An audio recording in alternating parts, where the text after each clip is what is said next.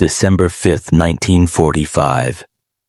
Fort Lauderdale, Florida, 2:13 in the afternoon. 5 torpedo bombers lift off from Naval Air Station Fort Lauderdale into a clear winter sky. 14 men.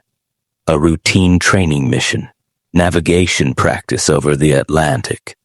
They're expected back by 4 p.m. None of them will ever be seen again. This is the story of Flight 19, the squadron that vanished, the military mystery that launched 1,000 theories, and the haunting radio transmissions that reveal something went catastrophically wrong over an area of ocean that would become known as the Bermuda Triangle. What happened in those final hours? Why did experienced pilots become hopelessly lost on a sunny afternoon? And why, when rescue planes went searching, did one of them disappear too? The answers lie buried somewhere in the Atlantic, along with the wreckage of 6 aircraft and 27 men who never came home. Flight 19 isn't just a story about planes that disappeared. It's a story about how quickly certainty can turn to confusion, how technology can fail, how the ocean keeps its secrets, and how one routine afternoon became the foundation of a legend that still grips our imagination 80 years later. Fort Lauderdale Naval Air Station sits on Florida's southeastern coast, a training ground for naval aviators during World War II. By December 1945, the war is over. The celebration's finished, but the Navy still runs daily training missions. Pilots still need flight hours. Crew members still practice their skills. The routine continues. On this particular Wednesday, 5 TBM Avenger torpedo bombers are scheduled for navigation problem number 1, a basic training exercise. The route is simple. Fly east from Fort Lauderdale to Hens and Chicken Shoals for practice bombing runs. Then continue east to Grand Bahama Island, turn north, fly over the island, then head southwest back to base. Total distance, about 300 miles. Flight time, roughly 2 hours. The weather forecast is good. Scattered showers expected later in the day, but nothing concerning. Visibility is excellent. These aren't rookie pilots either. The flight leader, Lieutenant Charles Taylor, is a combat veteran with 2,500 flight hours. He's flown missions in the Pacific. He knows his aircraft. He knows navigation. This is supposed to be easy. At 2:10 p.m., the 5 Avengers taxi down the runway. Heavy aircraft, crew of 3 each. Pilot, turret gunner, radio man, reliable planes with a solid safety record. Each bomber carries enough fuel for about 6 hours of flight time. Maybe more if they're conservative. That's 3 times what they need for this mission. The engines roar. The planes lift into the air one by one. Flight 19 is airborne. 14 men. Nobody knows it yet, but one student pilot, Corporal Alan Cosnar, has a premonition.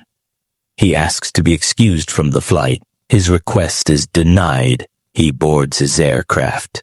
By evening, he'll be one of the missing. For the first 90 minutes, everything goes according to plan. The squadron reaches Hens and Chicken Shoals. They conduct their practice bombing runs. No problems reported. They continue east toward Grand Bahama Island. The Avengers fly in formation, tight and professional. The afternoon sun glints off their wings. It's a perfect day for flying. Then at 3:40 p.m., silence breaks. Not the planned check-in. Something else. Something wrong. A radio instructor at Fort Lauderdale, Lieutenant Robert Cox, is flying nearby when he picks up a transmission. It's not directed at him, but he overhears it. One of the Flight 19 pilots, not Taylor, speaking to another.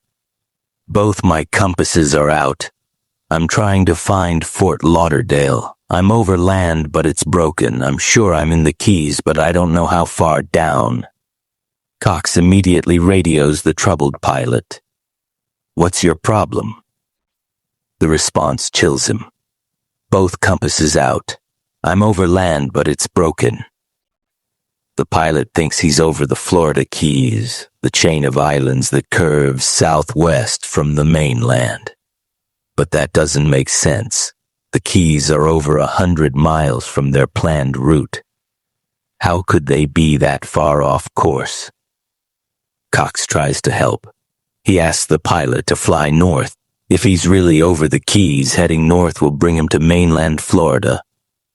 But then a different voice cuts in. It's Taylor, the flight leader. His transmission is scratchy, hard to hear. I don't know where we are. We must have got lost after that last turn.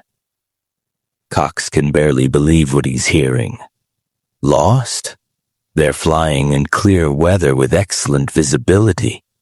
They should be able to see Grand Bahama Island. They should be able to see Florida. How can 5 planes flying together all be lost? Taylor continues, his voice tense. We're not sure of our position. We can't be sure where we are. We seem to be lost. Cox asks him to turn on his ZBX transmitter, a direction-finding device that would allow Fort Lauderdale to pinpoint their location. No response. Either Taylor doesn't hear the instruction or his equipment isn't working properly. At Fort Lauderdale, the control tower has picked up the transmissions now. Controllers try to reach Flight 19. They ask for the plane's position. They ask what the pilots can see. The responses are fragmentary, confusing, sometimes contradictory. Static interrupts constantly. The pilots argue among themselves about where they are.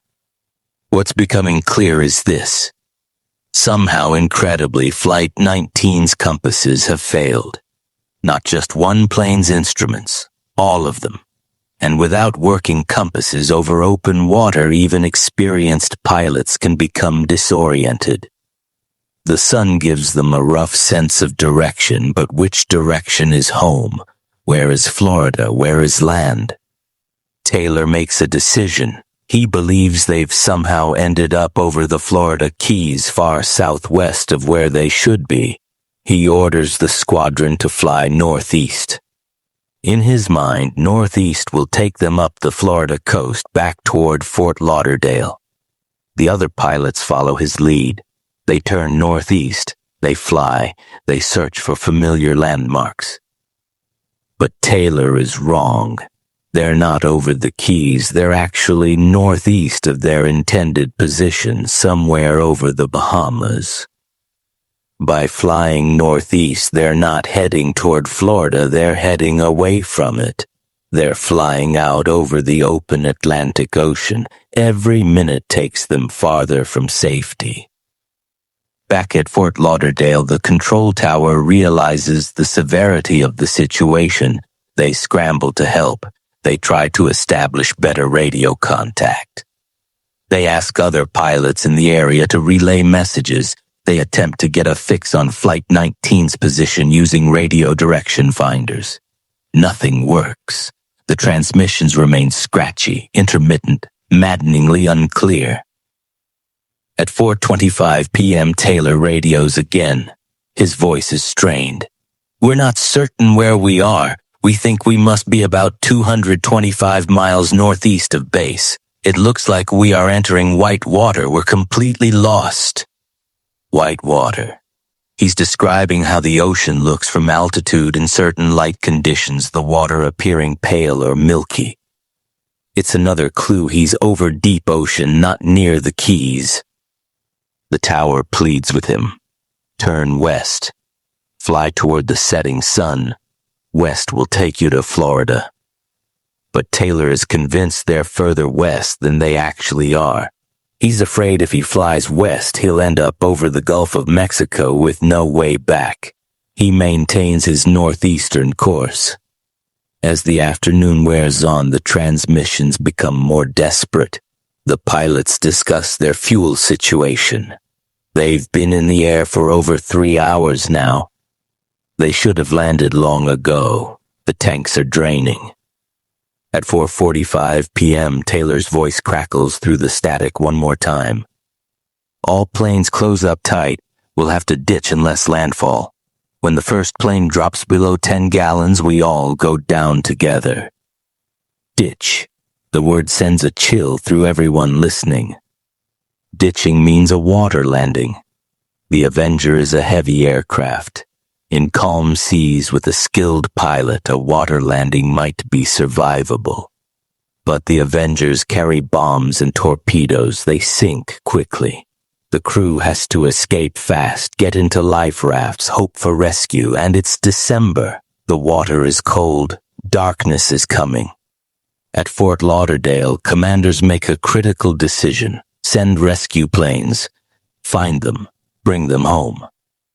By 5:05 p.m., a PBM Mariner flying boat lifts off from Naval Air Station Banana River about 100 miles north. The Mariner is a large patrol aircraft with a crew of 13. Its mission: fly to Flight 19's last known position, search the area, provide assistance. The Mariner, designated Training 49, climbs into the darkening sky. Within minutes, the plane reports reaching its cruising altitude. The crew settles in for the search. They never radio again. 20 minutes after takeoff, a ship at sea reports seeing an explosion in the sky and a fireball hitting the water. Wreckage and oil slicks are later found in that area. The rescue plane itself has crashed. 13 more men are lost. Now the tragedy is doubled. Meanwhile, Flight 19 is running out of time. The last clear transmission from the squadron comes at around 6 p.m. A faint voice, possibly Taylor, possibly another pilot. FT, FT, their call sign, followed by static. Then nothing. Silence. The tower keeps calling. Flight 19, this is Fort Lauderdale. Do you read? Flight 19, respond. No answer. The radio stays quiet. Out over the Atlantic, somewhere in the gathering darkness, 5 torpedo bombers have vanished. 14 men gone. The fuel tanks empty, the ocean swallowing every trace. All through the night, search planes crisscross the area. Coast Guard cutters steam toward the suspected crash zone. Navy ships join the hunt. At dawn, the search expands. More planes, more ships. They cover thousands of square miles. They look for wreckage, life rafts, oil slicks, anything.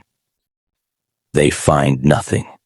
Not a single piece of debris from Flight 19. It's as if the 5 Avengers simply ceased to exist. The search continues for days, then weeks. The Navy commits massive resources, hundreds of aircraft, dozens of ships. They search the Bahamas, the Florida coast, the deep Atlantic. They interview witnesses, they review the radio transcripts, they analyze weather patterns, they calculate fuel ranges and drift patterns. Nothing. The ocean yields no answers. The official Navy investigation concludes months later. Their finding: Flight 19 became lost, flew off course, ran out of fuel, and ditched at sea when darkness fell. The compass malfunctions, the confusion over their position, the unfortunate decision to fly northeast instead of west. These factors combined into a fatal error. Taylor, an experienced pilot, made the wrong call under pressure. It was a tragic accident caused by navigation failure and human mistake. But that explanation doesn't satisfy everyone. How could all 5 compasses fail simultaneously? Why couldn't experienced pilots determine their position by looking at the sun, the islands, the coastline? Why was radio communication so poor on a clear day? And what about the rescue plane? What caused it to explode? The official cause is listed as mid-air explosion, probably from fuel vapors igniting. The Mariners were known to leak fumes. Crew members sometimes called them flying gas tanks. But the timing seems too coincidental. Flight 19 disappears. A rescue plane explodes all in the same area on the same day. These questions fuel something bigger, a theory, a legend, the Bermuda Triangle. The term doesn't exist yet in 1945. That comes later in the 1960s and 70s when writers and researchers begin documenting strange disappearances in the Western Atlantic. They draw a triangle on the map: Miami, Bermuda, Puerto Rico. Inside this triangle, they claim ships and planes vanish at an abnormal rate. Compasses spin wildly, electronics fail, people disappear without trace. Flight 19 becomes the centerpiece of this mystery, the case that launched the legend. Books are written, documentaries are made, theories multiply: magnetic anomalies, underwater methane eruptions, time warps, alien abduction, Atlantean technology. The Lost Squadron captures imaginations worldwide. Even people who don't believe in the paranormal know the story. 5 planes that vanished into thin air. But what's the real story? Strip away the mythology. Look at the facts. What actually happened on December 5th, 1945? The evidence suggests a more mundane explanation, though no less tragic. Charles Taylor was an experienced pilot, yes, but he wasn't familiar with this particular area. He'd only recently been transferred to Fort Lauderdale from Miami. The Bahamas and Florida Keys look similar from the air: scattered islands, shallow water, reefs. In his mind, convinced he was over the Keys, everything he saw seemed to confirm that assumption. The broken land, the shoals. He interpreted every landmark through that lens. The compass failures are harder to explain, but not impossible. The area where they were flying does have some magnetic irregularities. More likely, though, Taylor's compass malfunctioned and the other pilots following his lead and his instructions doubted their own instruments.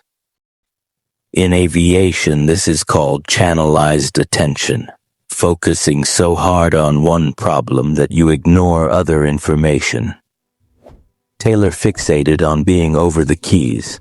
He filtered everything else through that belief. The poor radio communication probably had multiple causes. The Avengers radios were old, temperamental. Weather conditions can affect signal strength. The planes were flying lower as the situation deteriorated, reducing their radio range, and the frequency they were using was also used by other aircraft, creating interference. A perfect storm of technical difficulties. As for why no wreckage was ever found, the Atlantic Ocean is vast and deep. The area where Flight 19 likely went down is over 1,000 feet deep in places. The Avengers would have sunk quickly. Ocean currents would have scattered any debris. 79 years have passed. The planes are almost certainly buried under sediment now, corroded beyond recognition. Finding them would require knowing their exact location, and nobody knows that. In fact, wreckage that might be from Flight 19 has been found. In 1991, salvagers discovered 5 Avengers off the coast of Florida. Excitement surged. Could this be the Lost Squadron? Investigation proved otherwise. The serial numbers didn't match. These were different planes lost in different accidents. The ocean floor, it turns out, holds many wrecks. The search continues. But maybe the exact location doesn't matter anymore. Maybe what matters is what Flight 19 represents. It's a reminder of how fragile our mastery of the world really is. We build machines. We train pilots. We establish protocols. We tell ourselves we're in control. Then one sunny afternoon, 5 planes disappear. Experienced crews become hopelessly lost in clear weather. Technology fails. Certainty evaporates. The ocean swallows every answer. The families of the lost crew never got closure. No bodies were recovered. No wreckage was confirmed. No one could tell them exactly what happened in those final moments. Did the men know they were doomed? Did they try to ditch together as planned? Did they survive the water landing? How long did they float in the dark Atlantic before the cold took them? These questions haunt the children and grandchildren of Flight 19's crew to this day. There's a memorial now at Fort Lauderdale Executive Airport, the site of the old Naval Air Station. It lists the names: 14 men from Flight 19, 13 from the Rescue Mariner, 27 names carved in stone. Veterans place wreaths there.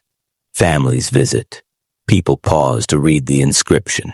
To remember, Lieutenant Charles Carroll Taylor, Marine Captain Edward Joseph Powers, Marine Captain George William Stivers, Jr., Marine Second Lieutenant Forrest James Gerber, Marine Second Lieutenant Robert Francis Cox, Staff Sergeant Robert James Gunderson, Corporal Alan Richard Cosnar, the man who had a premonition, Private First Class Robert Patrick Harmon, Private First Class Richard Thomas Wheeler, Private First Class Franklin DeWitt Brainerd, Jr., Private First Class George Robert Peonessa, Private First Class James Christopher Bossy, Sergeant Herman Anthony Thielander, Ensign Walter Reed Parpart, and 9 more names from Training 49. All gone. Each man had a story. Each had plans for the future. Taylor was supposed to go home for Christmas. Cosnar had just gotten engaged. Powers had a wife and young daughter. They were sailors and Marines doing their jobs on a Wednesday afternoon in December. They weren't adventurers seeking glory. They weren't daredevils taking risks. They were following orders, flying a routine training mission, expecting to be back in time for dinner. The Bermuda Triangle legend has overshadowed their real story. The supernatural theories, the mysterious forces, the alien abductions, these narratives obscure the human tragedy. 27 men died that day, not because of cosmic anomalies or paranormal phenomena. They died because compasses failed, because weather changed, because decisions were made under pressure, because rescue attempts went wrong. Because the ocean is vast and unforgiving, but there's power in mystery. There's something compelling about unsolved disappearances. Flight 19 has become larger than the sum of its parts. It's become a story we tell ourselves about the unknown, about the limits of knowledge, about the sea that covers most of our planet and still holds secrets we'll never recover, about how quickly the familiar can become strange. Listen to these radio transmissions again. Really listen. Both my compasses are out. We must have got lost after that last turn. We're not sure of our position. It looks like we are entering white water. We're completely lost. You can hear the confusion building. You can hear confidence draining away. You can hear men realizing they're in serious trouble. These aren't the voices of people encountering something supernatural. These are the voices of pilots who know their instruments have failed and can't figure out where they are. That's the real horror of Flight 19, not aliens or time warps.